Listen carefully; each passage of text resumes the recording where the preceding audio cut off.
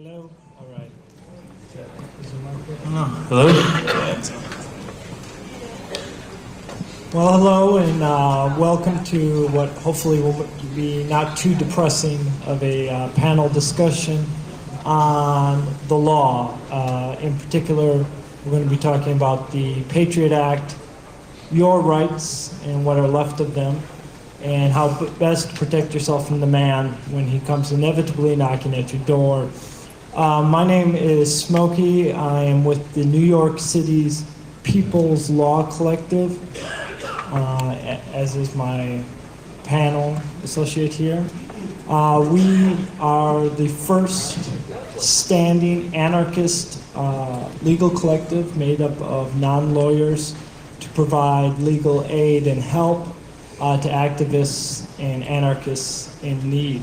We started slightly before the Republican National Convention in Philadelphia, and we've been working in New York since that time. We've worked in Philadelphia, Washington, D.C., Quebec City, and many of the other large anti-globalization protests. In addition, we've done a variety of community project works with more gardens, juveniles, adults with mental illness, and things like that, and now your group on knowing your rights and how to protect yourself from the man. Today's discussion is going to be broken into a few parts. We're going to start with the basic know your rights, what rights you have, and how to utilize them most effectively in dealing with law enforcement. And then we'll take some quick questions. And then we'll go into warrants, which are probably most valuable for this group here. And then Tim is going to talk about the U.S. Patriot Act, which has been in the news a lot. It's fairly misunderstood. Some new changes in the guidelines of law enforcement and law. And then I will do a very brief discussion on the New York City People's Law Collective's involvement in the RaiseTheFist.com case, which was a case involving a person with a computer website that was picked up by the feds. Actually, the first person arrested where they were trying to use some of the U.S. Patriot Act laws. So we're going to start with a quick know your rights. The thing to remember is that these are rights you have wherever you are. These are rights that you can invoke and should invoke. And they are things that are fairly basic, and the good thing is you don't need to be a lawyer to know them. They're relatively easy. Now there is, of course, a distinction between what are your rights and what will be respected by whatever law enforcement agency is approaching you. And you'll have to make a determination how far to push your rights based on the reality of the situation. Obviously, if I am in an alley and there's 3 police officers demanding ID, even though I don't have a legal responsibility to produce ID, I may indeed do it. So you need to take that into consideration. If a cop approaches you and asks you for information or ID, you do not have to give it. The exception to that, of course, is if you're driving, which is not considered a right, but it's considered a privilege, and you have to give some ID.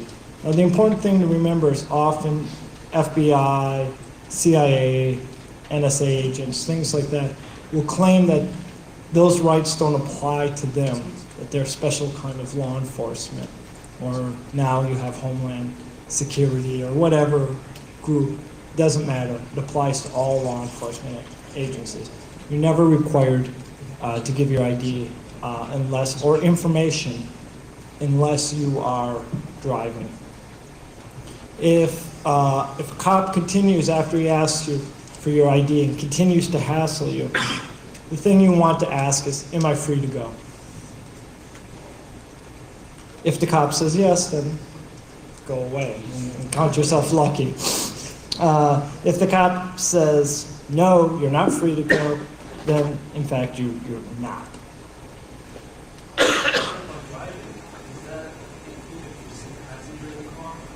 Yeah, if you're in a passenger car, you're not required to show ID. Yes. That includes cars, motorcycles. Yeah, any kind of motor vehicle, you would have to present some kind of ID. And now even boats, they could ask you for ID. And don't even think about flight school. Often what will happen is a cop will stop you on the street, especially if you're going to a protest or you're coming from a place that they deem suspicious. They'll say, excuse me, Tim, or if you've given them a name or so, what's in your bag? You might say nothing, or you may say, I don't want to say anything to you, which is your right. We'll go into that a little bit later. Say, well, I want to see what's in your bag. You're not allowed to have that bag, or let me look in your bag. You do not have to consent to any search of your body, your car, your bags. They'll probably still do the search anyways. But by consenting to the search, anything they do at that point is legal. They can use that as evidence against you. If I allow them to look through my folder, they can use anything in my folder. If I say, no, you can't see this folder, they'll be like, get away. Look through the folder anyways. But I've not consented. And you have to actually say that you do not consent to a search, which you can't just not say anything. You have to say, I do not consent to this search. There's never a reason to consent to a search that I can think of in all the times we've done this. It's not to your benefit to consent to a search. And this includes your car or your, whatever vehicle you may be in. If you're arrested or detained, because they sometimes will say you're detained, which is kind of a nonsensical term, what you want to say, of course, and you've heard it in movies and things, but you'd be surprised at the few number of activists, anarchists, protesters, hackers that actually say, I'm going to remain silent and I want to speak to a lawyer. This is your right, and it follows you throughout the entire process. It doesn't matter where you are, if you're being interrogated, even if you started talking. I gave them my name, I gave them where I was going, and all of a sudden they started asking me questions about my associations, what kind of groups I belong to. I can always invoke, I'm going to remain silent. I want to speak to a lawyer. You can do that at any time. You can start talking again, and then you can re-invoke, I want to remain silent. I want to speak to my lawyer. You never gain any. Most people think they can talk their way out of a police situation. This almost never happens. When you start talking, you're putting yourself in jeopardy, but you're also putting other people in jeopardy. Often in protest situations or involved in what they deem political work, suspicious political work, actually they're there to gather intelligence. They don't really care that you spit on the sidewalk or that you were chanting or that you were leaving, a hacker convention. They don't care about that. What they want is they want information. They want to know who you know, what was going on, and they'll start with very innocuous questions. The thing is, they're trained to do this, and it's they're trained to do this. Often they're very good at it, and you almost never gain anything by talking to the police. You're best off, or law enforcement in general, you're best off remaining silent until you can talk to a lawyer. You can always talk to them later. They'll always be glad to hear what you have to say later. So it's tempting. I know it's very tempting that when you're stopped by law enforcement, they're asking you simple questions like, where are you going? Or did you come from the subway? This is the foot in the door, and they're going to keep asking you more and more questions until they get what they want. Also, what you say puts yourself in legal peril. You may say something innocuous, and it may get misconstrued, or they may try to catch you up on what they think that you're lying about, and you're not, but you're confused. And to be perfectly honest, it's quite intimidating, especially if it's FBI or something like that at your door or stopping you on the street. It can be quite intimidating. The thing to remember too is police and law enforcement are allowed to lie. It's part of the game. They're allowed to lie. They're legally allowed to lie. And not only that, in fact, encouraged to do so. So you shouldn't believe when they say, oh, well, you fit the description of somebody that threw a rock through a window, or you fit a description of somebody we're looking for in a stolen car or something like that. They're allowed to do that, and they're allowed to lie about nearly anything. There's some limitations, but for the most part, they're allowed to lie about anything. And just so you know, 99% of the time, they're not going to read you your rights. And often in a protest situation or a kind of a mass arrest situation, they won't even tell you what you're arrested for. That's just something a lot of people get freaked out by. Like, first thing they'll do is when they call me, they'll say, "They never read me my rights." Well, they actually don't have to read you your rights. They only have to read you your rights if they want to use what you're saying against you as evidence. So they don't have to read you your rights. They're supposed to tell you what you've been charged with, but more often than not, they don't. And there's no real penalty for not doing that. There's nothing. They're not going to get in trouble for doing it. Often, too, they may not know what they're going to charge you with. They're just grabbing you, and we'll figure it out when you're going through processing. So those are the basic know your rights. You don't have to consent.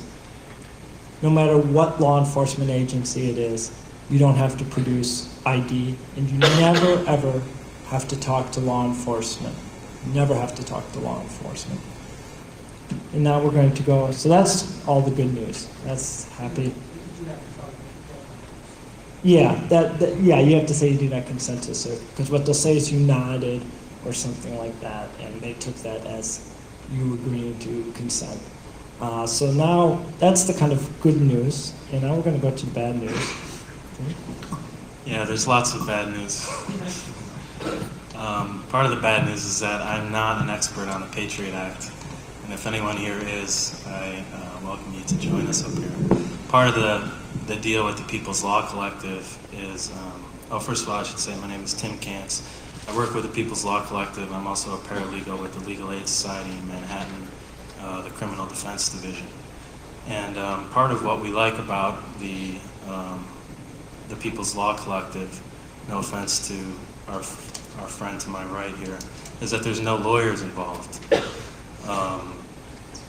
None of us are lawyers.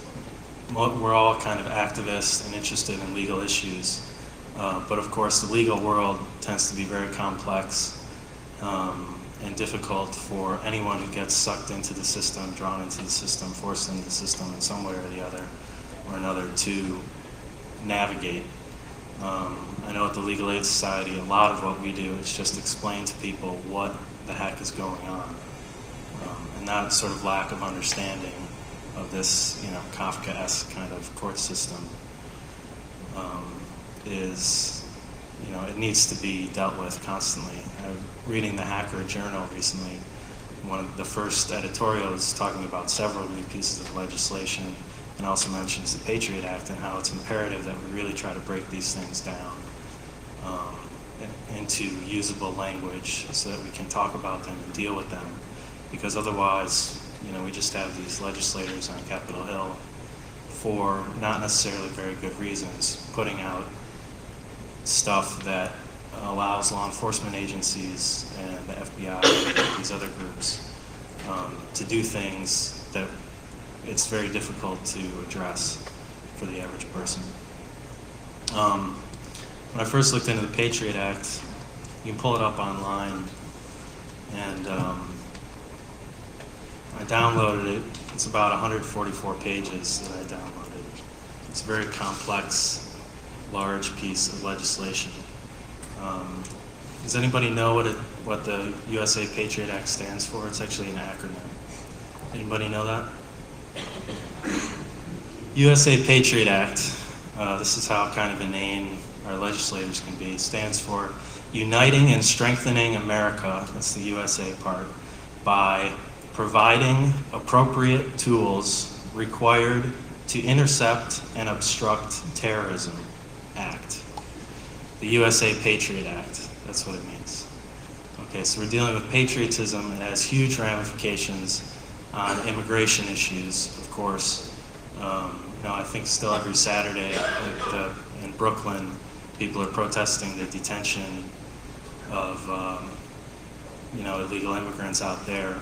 part of what the Patriot Act has done is allowed the government to hold people on very minor immigration or criminal charges indefinitely. Now, it was passed exactly 45 days after September 11th, and by a very wide majority. The House vote was 356 to 66, and the Senate vote was 98 to 1. Somebody abstained, I guess. There's actually someone voted against it. Feingold voted Boxing. against. Feingold, Russell Feingold.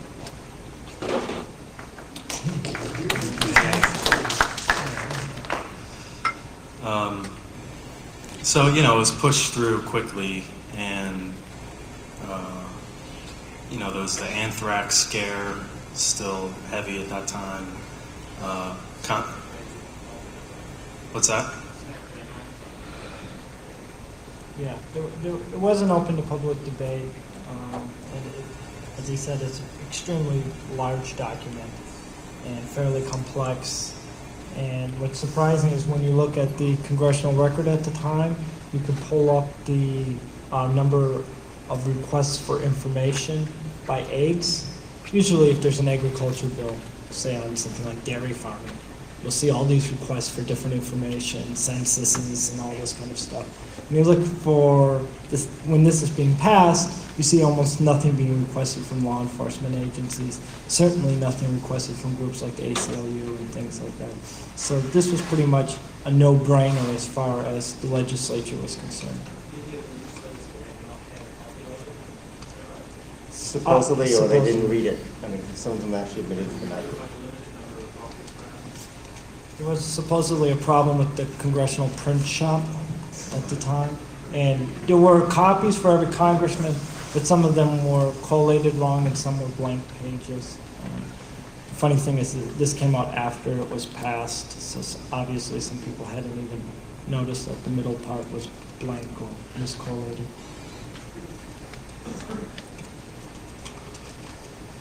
Let's see. Yeah, there's actually there's three other acts sort of embedded within the Patriot Act that are defined as separate acts within the Patriot Act. One is called the International Money Laundering Abatement and Anti-Terrorist Financing Act of 2001. Of course, we heard a lot about tracking monies of what are defined as terrorist groups, and that deals with that. That's about a third of the text of the Patriot Act, just deals with that, money laundering issues.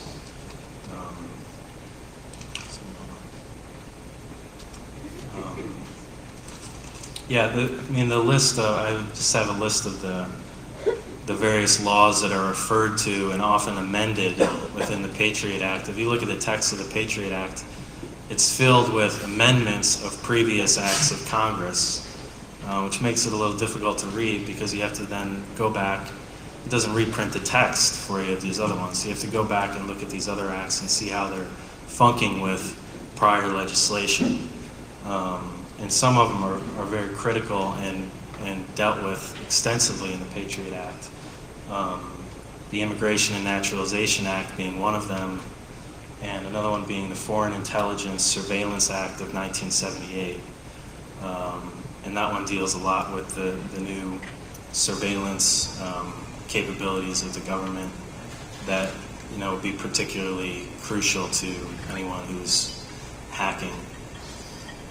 But the list is long of the different acts that are referred to or amended. I'll just give you a sample. The Anti-Terrorism and Effective Death Penalty Act of 1993 is amended. The International Emergency Powers Act, Classified Information Procedures Act, Illegal Immigration Reform and Immigrant Responsibility Act of 1996, National Security Act of 1947, Communication Act of 1934, the Trade Sanctions Reform and Export Enhancement Act of 2000. This is one of my favorites, the Foreign Narcotics Kingpin Designation Act, Federal Tort Claims Act, Federal Deposit Insurance Act, Money Laundering Control Act of 1986, International Banking Act, Controlled Substance Act. All these things are, it goes on and on. All these things are involved and have been revised by the Patriot Act. So looking into it, you realize that the tentacles of this legislation run wide and deep. Just a few of the ideas that it deals with. One significant one is the notion of domestic terrorism, and the breadth of the definition, how the definition of terrorism has been opened up.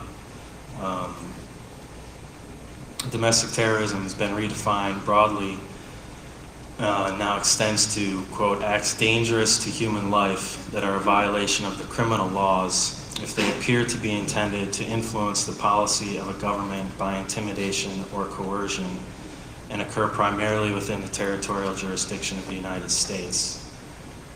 So in other words, any sort of activity that is trying to influence policy and is intimidating in some way can be construed as terrorist activity.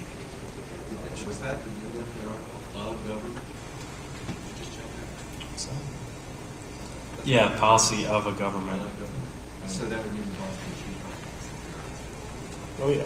And you'll see in how raisethefist.com, that was very important, that statement he read, to try to charge him as a domestic terrorist. And they certainly treated him as a domestic terrorist. Does it have to jeopardize human life? Or is that an or? No, it's acts dangerous to human life. Right. Acts dangerous to human life. And when you look into how that has been interpreted by certain law enforcement agencies, including the FBI, things like what have been traditionally considered, civil disobedience, like blocking an intersection, is considered now as a possibility dangerous to human life because it would impact emergency vehicles getting to them. And the trouble is that a lot of judges give a lot more latitude to someone's claim that it's a jeopardy to human life. I mean, you have a lot of judges out there that are scared to act also. So.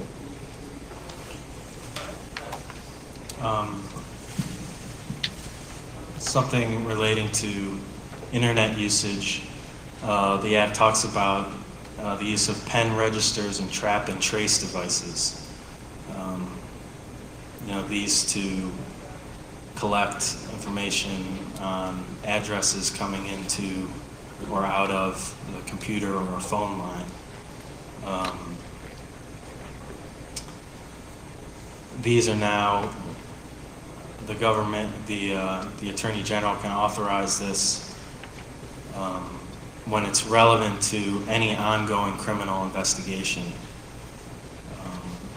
So you're moving away from just immigration, terrorist, foreign intelligence, terrorist activities to any sort of general criminal activity. We're being allowed to gather and their surveillance capabilities are opening up in that way. Remember, it's an ongoing investigation of criminal activities. So if they're investigating me for failing to pay taxes or something like that, by this they could monitor not only my usage of the internet going to tax resistor sites or something, but they could extend it to email correspondence going both ways to different people who may not even be suspected at all of any kind of criminal activity whatsoever, and would not even be and knowledgeable that I'm engaged in suspicious activity, but they would still be able to be monitored by these same enforcement agencies. And one of the big changes is that previous to this, basically a law enforcement person is supposed to go to a judge to get a warrant to do a wiretap. And that wiretap was usually just one phone number or one link. Now it's basically the tap is on a person. There's any type of communication on that person. And a lot of times you don't even have to go to a judge to get it. So that's a major change right there. There's no judicial review over the power of law enforcement. All right. So, I mean, and there's obviously much more in the Patriot Act. It basically gives sanctions to, which we'll go into our next section, what we used to call them, in the COINTELPRO days, black bag jobs. This would be the something that's always been going on, where enforcement agents would come into your house without your knowledge, look through what they wanted, take what they want. That's always happened. I mean, that's the reality of being involved in political dissent in this country. The difference now, the guideline changes after the Patriot Act, and these were guideline changes, these were not passed by anybody. These changes allow warrantless searches under certain conditions, namely, domestic terrorism type changes. And so these black bag jobs now have become legitimate law enforcement tools, which goes into warrants. All that's bad news. There's just no getting around it. But there's some good news, and that basically the rights I talked about before remain unchanged. And basically your rights regarding warrants remain unchanged, with that one caveat of the warrantless search, which is bad. If you get a knock at your door and it's the police or law enforcement agent, you have to remember a rule. It's the vampire rule. You've seen it in a million vampire movies. If you invite them in, they can come in and do what they want. Again, you don't want to consent to a search. Of course, they will tell you, well, this is just a technicality. We have a right to search this. Oh, well, we could get a warrant and then we can toss this place, So you might as well just let us, if you got nothing to hide, why won't you let us into your garage, into your house, into your bedroom? The answer is no, you're not invited. Don't let them in. Once they're in, if you consent, then anything in plain view, which also includes all the extrasensory abilities of police officers, because they're not like you and I. They have heightened senses. They can smell a marijuana seed in the back of a closet. They can see underneath car seats. They can hear, computer files ticking away. It's amazing the list when you actually start to look at things that have been considered in plain view or plain sight, depending on the state. So if they come and they do have a warrant, they knock on the door. This is police, we have a warrant. They may or may not at this time. Often they'll say that when they don't. What you do is you come outside your house. Because again, remember, because their vision works around corners and things like that, they'll be looking in through that side as you're opening it up. You come out and you look at the warrant. And according to the law, you have a quote-unquote reasonable amount of time to read it. You should take all the time you can to read it. You're looking to make sure the date is right, that in fact it is your address, because often it's not, and see what they are looking for. It should be all in the warrant. And if there's a name, make sure the name is correct. Now, the thing to remember is you want to go out and close the door. What you don't want to do, it's like, again, a lot of laws like metaphysics, it doesn't necessarily make rational sense. There's just all these laws and little things. You don't want to lock your door. If you lock your door when you come out, and it is a valid warrant, they have been known to arrest people for obstruction of justice and government administration. So you don't want to do that. Or if you try to block the door. No, you can't get in. They can, obstruction of government administration. So you want to read it. If the warrant is for a person as opposed to stuff, like your hard drive or your literature or anything of a political nature, you have a right to go in. You should have a right, they don't always grant you this, to go in and have that person come out if you happen not to be that person. If you let them go in to get that person, again, plain sight laws apply. There's another way warrants and inspections. Inspections are different than warrants. and they tend to depend on the city and the state you happen to be in. A number of government agencies, non-law enforcement agencies, can come in and try to inspect a place. Fire department being the most common. And they may arrive at a door, and they should have an order to inspect the premises. It should be similar to a warrant. It should have the right address. Again, you should have a right to read the order, and in most cities, the right to verify that the order is in fact correct by phone. Some cities you can, some cities you can. And to make sure that it's legitimate. The best protection, let's say you're an IMC, and you're going to be doing a protest in Chicago, and you're going to have a space you're renting, or someone's giving you. The best thing is to make sure all the inspections have been done ahead of time. And to have that somewhere by the door, so you can show them, we had our inspection 2 months ago. It's not due for another inspection for 6 months. You also will need you want to have like leases and fire inspection notices, health inspection notice. You also want the landlord's phone number. Okay. We also, after this, if anybody wants, we made these cute little posters you can put by doors that tell you what to do, because we don't expect you to remember all this. What to do if somebody comes to your door, either with an inspection notice or a warrant, and you can just follow that, and we'll get you through it. So the good news is this gigantic document hasn't affected really your basic rights. It's really changed in a bad way how law enforcement does its thing. But as far as these basic rights, for the most part, they're protected, and you can still use them somewhat effectively. Also, it's important to point out to your guests that may be staying with you that you don't have an open invitation to the FBI to come in and visit. Many cases, they'll wait for the person that they're after to leave, knowing that there's someone just visiting, knock on the door and just say that your host invited us in. So it's really important to make sure that everyone that's been staying with you also doesn't let anybody in.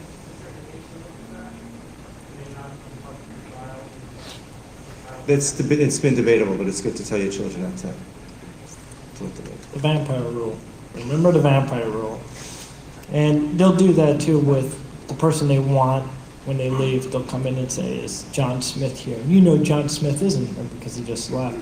And the temptation is to say, okay, go ahead, look. But they may not be looking for John Smith at all. They may be looking for computers, literature, somebody else. So.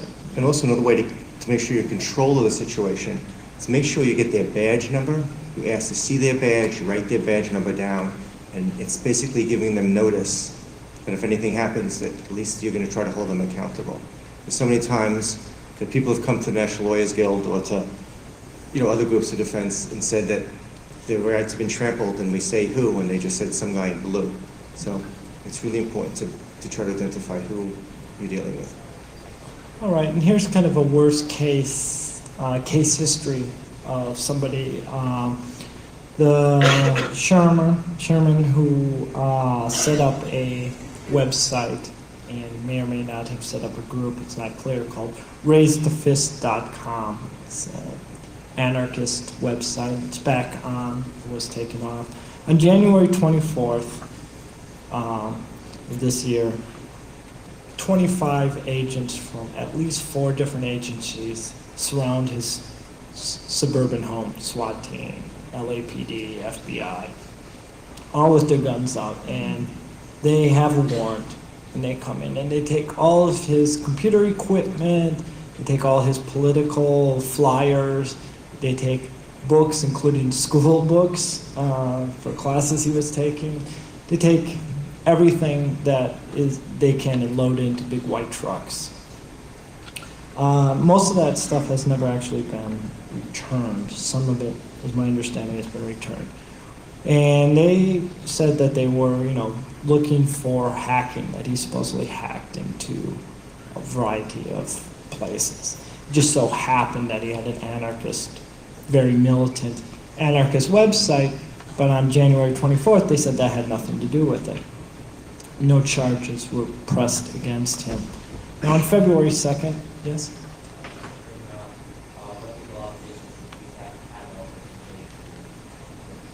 Excuse me, there is a mic up front. Would you walk up to the mic and comment? Because I can't hear here in the back. I was just wondering what legal obligations the police have to catalog what they take from you and how you go about, fighting to get back what it is too, especially if, they're saying that, well, we didn't take that. They have an absolute obligation to catalog everything they remove from your person, your car. They don't do it. Often they do because they don't know what's going to be used as evidence or not. But then it gets shipped usually to a warehouse if you're in a big city like New York. In our case, Queens, it gets shipped to, and you try to get your backpack back or your bicycle back. And it seems to be completely like the lotto. You either get it back or you don't. People fought to get it back. And the best thing to do is to, if you can, catalog yourself what they're taking. But that's often not possible. So basically, if you had this beautiful new Macintosh tie book, and for some reason they don't believe that whatever the information is, or whatever they're trying to look for, not going to be on the tie book, they could just sort of, take it as part of the search and seizure, and then just say, done. And unfortunately it happens. I'm sure IMC can tell you different stories. There are people that have been arrested and their cameras have disappeared, or sometimes they get the wrong camera. It's okay if they update it and get you a better camera, but often that's not the case. But also, it's one of their main means of harassment. I mean, in some ways, they'll just keep on doing these things and pushing the envelope and possibly never even charge you or take you to trial. If they keep on doing this enough, people stop, stop being in the public realm. Let me ask you something. Can you, if somebody brings you a search warrant, I'm shouting, so I hope you can hear. If somebody brings a search warrant to your place asking for a specific item, can you simply go back and fetch it and hand it to them and say, all right, guy, you got what you came for, adios? Yes, the answer is yes, but it's usually not very specific. That's the problem. But yes, if it's a specific, like a car, Right. you could take your car out of the garage, give them the keys, they could take it. They'll say no. I mean, because again, they're allowed to lie, and they're expected to lie. So you're not allowed to lie to them, but they're allowed to lie to you. So let me just finish this quick, because the important thing to remember is, okay, so they get this warrant and it's supposedly for hacking, right? They go and grab all this guy's stuff. This is January 24th. He decides he's going to come to New York for the anti-WEF demonstrations. Because he's anarchist activist. He's here on the streets participating like, tens of thousands of other people. He gets arrested at the World Economic Forum with a bunch of other people. But they kind of pick him out. So like the other WEF defendants, he spends about 30 hours at the Navy Yard, because that's where they were keeping them, because they were arresting lots of people. He was interrogated by both the FBI and the Secret Service. And then he was released from jail with all his charges dropped. It's like, whoa, okay, that's great. Which didn't happen to any of the other WEF defendants. And he walks out, and then 6 FBI agents grab him and put him under arrest from a warrant from California. And this is, so he gets arrested, and now he's put into high security federal prison. This guy's 19 years old. Supposedly, they wanted him for hacking into one of the places, was like a Walmart, So they followed him. The FBI later admit that they followed him from California, where he was, Los Angeles, to New York, because they thought he was going to do hacking here that he couldn't do, I guess, in California. They follow him, they arrest him, they put him in high security federal prison. He is literally the person right next to him in the cell, one cell down, is one of the people that was accused of blowing up the embassies in Africa. So it's clear, and then he's held incommunicado for a while and interrogated throughout the night and throughout the days. He's eventually held for 13 days by federal marshals, this ridiculous, thin kid, shackled up with these gigantic United States Marshals, and they're going to take him back to California. And it's too dangerous to take this hacker, fly him to California, decide that they have to take him by land. And it just so happens that the major hub is Oklahoma City, so they're going to leave him there for 5 days, where the U.S. Marshals know how to deal with domestic terrorists. So he gets a New York lawyer, he calls PLC, we work with him, and the FBI and the U.S. Attorney's Office is very clear that we're going to charge him under the Patriot Act, and is even quoted as saying that, as far as we're concerned, Mr. Sherman is a domestic terrorist. So now he's changed from being a hacker to a domestic terrorist. And what they say now is, it is the political content, lo and behold, on his website, in that because he's putting bomb recipes that he got from his library, his school library, on his website. This is why that sentence is important. It jeopardizes human life. And because he has an anarchist agenda, he wishes changes in the government. He's trying to coerce government and corporations. As they want to add that to it too, so to go against anti-capitalists, that he fit the definition, as far as they were concerned, of a domestic terrorist. They never claimed he tried to harm anyone.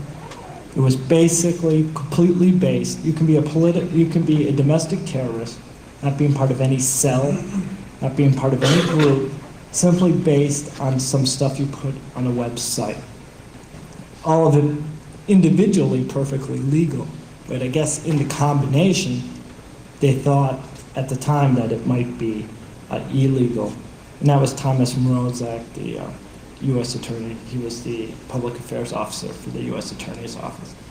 After 13 days, they dropped the charges. He was quoted as saying, "We have opted not to seek an indictment at this time. We're continuing to investigate the matter, but as of right now, he's off the hook." Quote, "He still has the sword of Damocles hanging over him." So they were like, okay, we're going to let him go. It's not clear. One of the reasons, talking to his lawyer and other people close to the case, and what he believes, having talked to him through email and contact, is that he believes that the lawyers in his case was going to take a lot of this information and make it public of wiretaps, because he believes, and there's some evidence to support it, that the FBI was actually hacking him and using his email accounts and doing all of this kind of stuff. But he did get released. He's still under surveillance. He'll be under surveillance forever, and he still hasn't gotten his stuff, but his website is back up. So those are some of the things that the Patriot Act has made possible that really wasn't possible prior to that time, the kind of labeling someone a domestic terrorist.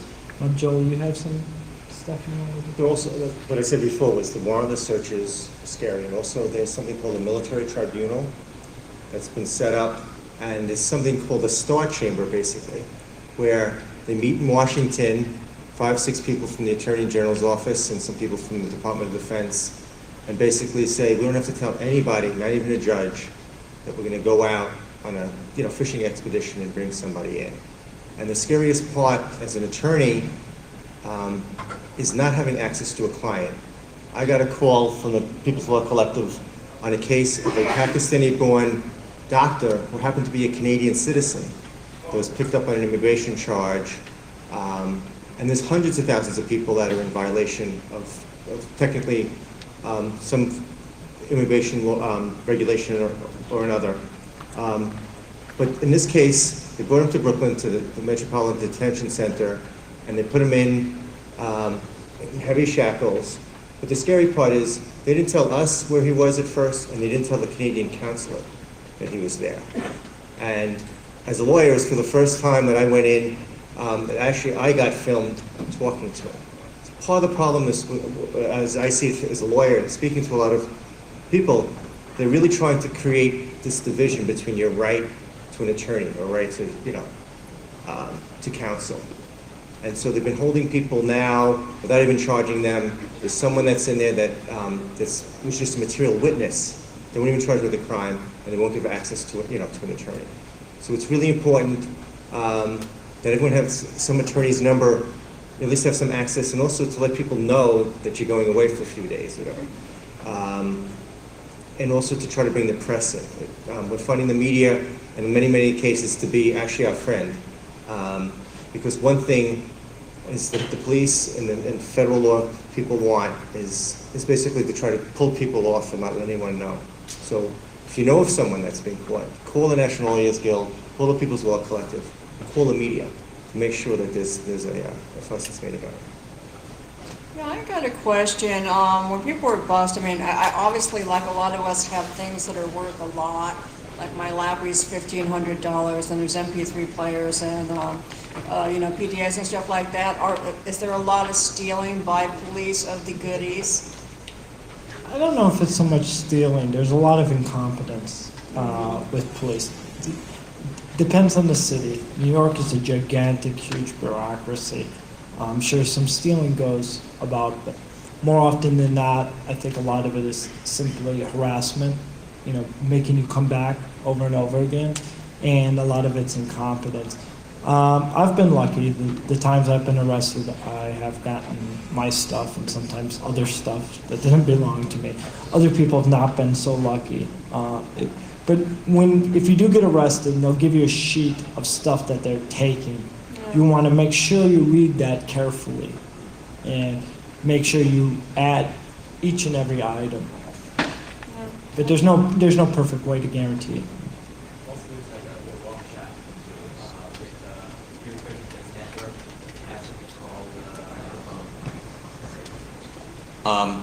This is a long shot, but also with the computer equipment that's networked, there's something called a MAC address. It's basically a relatively unique identifier for your machine.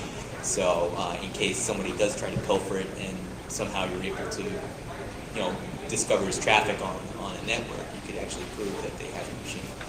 Just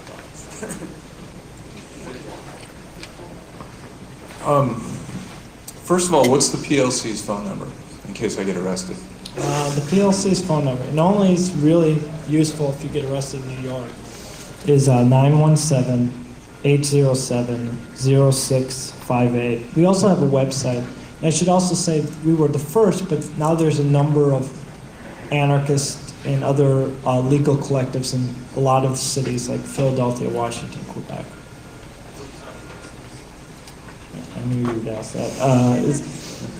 It's not an easy address. It's www.tao.com, and then /NYCPLC. Okay, a couple quick questions. There's probably no succinct answer to this, but one of them is, isn't changing the government a basic right that we have? Participating in the political process as the public. So does this in any way, have anything to do with what's in the Patriot Act? That comment that you made earlier about, wanting to change the government. How fundamental are we allowed to change the government if we decide eventually that, we want socialism in this country?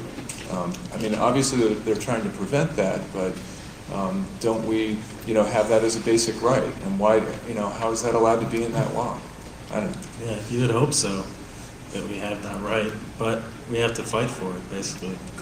The other issue is... I just want to answer that also. Yeah. When people come to me, and I think they wave the flag, and try to wave even a bigger flag, I go back and I ask them, do you remember American history? And they say, yeah. And I said, do you remember the Stamp Act? And they go, yeah, what does that have to do with this? And I said, this is when all these, people living in the colonies were a little upset that the British were coming around to see if you paid your little stamp on tea, And they said, and I go, do you remember what else about this? And they go, some people did. And what it is that they didn't like the British soldiers bursting into your, little homes just to check if the tea was, paid for. And I said, well, the important part is that we end up fighting the American Revolution partly over these soldiers coming into our houses. So I think what happens is it's important to engage people in dialogue and see who's the bigger patriot. I mean, I think part of the problem is that people who wave the flag are trying to steal that flag away from us. So I think it's important to... And maybe this is the same question, or the same answer, but with these warrantless and administrative warrant searches, how do we get balance back as individuals, in our own cases and as a nation? How do we restore balance? Well, I think from our perspective as an anarchist legal collective, we don't believe that the criminal justice system, is a fair system to redress these. We believe that it's important that despite these things, that people go out on the streets, people continue resistance, and continue to change society the best that they can. And what we do as People's Law Collective is attempt to help people mitigate the basic injustice that's in the system. You're probably not going to get the kind of justice you're talking about within the system. We're just here to make sure that people aren't going away for excessively long times. Well, as I look at that document and all its references to so many other acts, it's obvious that this was in the works for a very long time. This was a shopping list that was pre-prepared, that this was a wish list, the DOJ, and who knows how many other groups have had. I covered a story in the middle of 2001, and it was a congressional hearing where it was revealed offhand, just quite accidentally, that the FISA had been streamlined.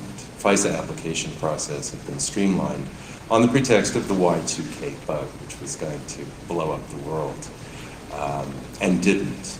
And what I also found from the way these people were talking was that it hadn't been rolled back at that time. And one person who was in the FBI was saying, well, we think it should stay where it is. The streamlining of the administrative process should stay where it is. So that was clear. So I did a story that got almost no traffic. And I thought it was shocking. I thought, this is going to be one of the biggest stories of the year. So I waited a couple of months and I ran it again. I said, I think you people might have missed this. But we're a technology website, The Register. And if I did a story with a title like Xbox explodes, blows teenager's dick off, it would be slash-dotted, it would be referred from everywhere in Europe, Asia, the United States, probably bring our server down. It's really hard to get geeks to give a shit about their rights. So, have you got anything to say about that? Any suggestion or any observations you'd like to share on that? I think it's changing. I mean, we were invited here to speak, which we were not last time. And I think that we're seeing more involvement. I think indie media has done a wonderful job reaching out to geeks and getting them involved. And so I'm hoping things are getting better. We have to wrap it up. I know two of us will be in the hall. Are you going to be in the hall? I'll be in the hall. So if you have any questions, you can ask us in the hall. Thank you very much. I'm from the National Lawyers Guild, the Mass Defense Committee, and we're here to help.